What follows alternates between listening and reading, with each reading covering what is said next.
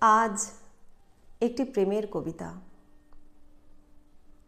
বলা যেতে পারে এটি পৃথিবীর সর্বশ্রেষ্ঠ কবিতা।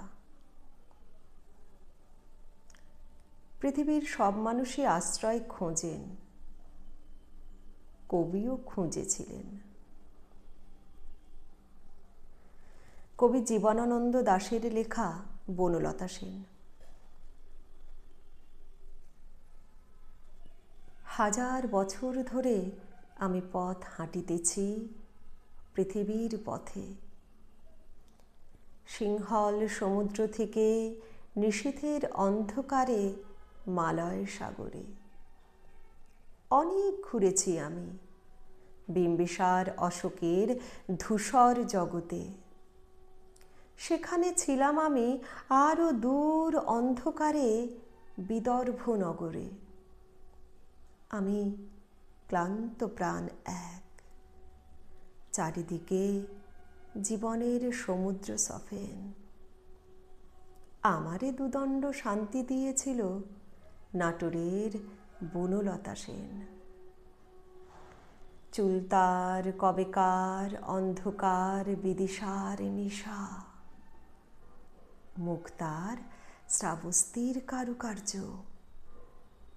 অতি দূর সমুদ্রের পর হাল ভেঙে যে নাবিক হারায়েছে দিশা।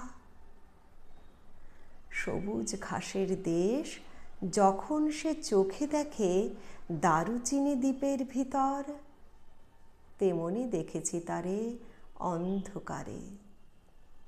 বলেছে সে, এতদিন কোথায় ছিলেন?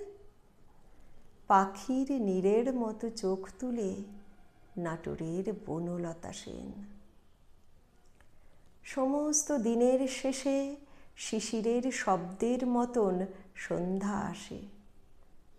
ডানায় রৌদ্রের গন্ধ মুছে ফেলে চিল।